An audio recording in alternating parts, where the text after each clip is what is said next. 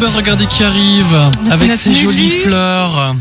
Oui, c'est notre Lulu, elle parle de dahlia aujourd'hui. Bonjour ma petite Lulu. Bonjour. Comment ça va? Ça fait plaisir de te revoir. Bien, bien. Bon. Alors on parle de l'hivernage des dahlias parce que c'est vrai que c'est quand même une fleur originaire des régions chaudes, Mexique et autres. Donc elle résiste un petit peu moins à notre hiver à nous. Comment on doit faire alors? Alors, souvent on dit ça vient du Mexique, pays chaud et tout, ça va résister. Ben non, justement, il faut surtout pas l'oublier. Et le problème, c'est que comme elle fleurit très très tard dans la saison avec tout ce qui est astère, graminées et tout ça, eh ben souvent on l'oublie. Et donc elle passera pas l'hiver. Ça c'est clair. Les hivers, même s'ils sont plus tellement froids, mais c'est beaucoup plus vieux. Hein. En ce moment, on a donc même l'exemple. Si on les laisse et qu'elles gèlent l'hiver, elles reviennent plus l'année prochaine. Non, elles vont pourrir. Ok. Hein. Donc alors on va vraiment, on va couper le dahlia, même s'il est déjà, encore en fleurs. On va le couper à peu près 10-15 cm du sol. Avec une bêche, on va bien sortir la motte. On va la secouer pour sortir le maximum de terre. On va la mettre de côté pour qu'elle sèche bien et on va passer avec un petit coup de balai entre pour bien nettoyer.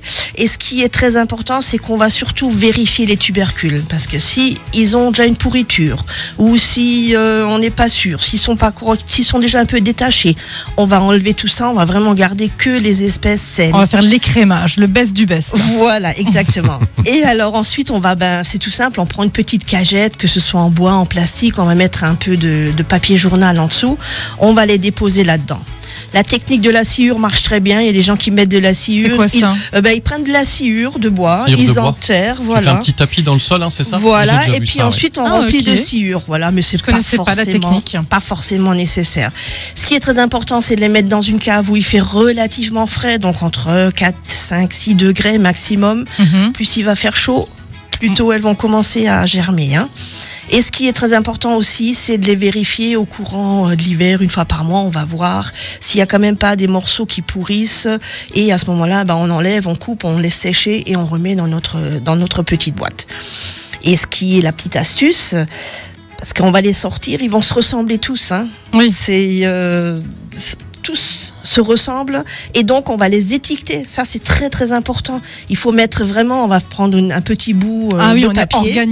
On est organisé. On prend un petit bout de papier, on met dessus. Voilà, le dahlia, il est jaune, il est rose, il est. Mais pas qu'on ait des surprises après la floraison. Voilà. C'est pas ça. Qu'on sache, il va faire que 30 cm d'auteur, il va faire 80 cm d'auteur. À ce moment-là, je sais qu'il faut le mettre derrière au printemps.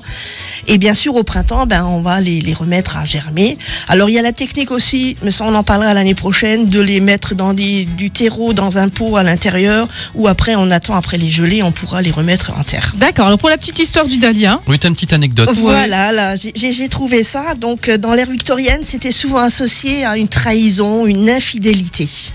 Mais aujourd'hui, ça a changé. Aujourd'hui, quand on vous fait un bouquet de dahlia, c'est qu'on vous remercie, on est reconnaissant. C'est une chose une idée positive. Ah oui. Donc au départ, c'était la trahison et là, la symbolique a changé, quoi. Exactement. Bon, très bien. Merci notre Lulu. On a mis sur le site aussi les coordonnées de notre Lulu. Hein, vous le savez, elle dirige Faire Folie.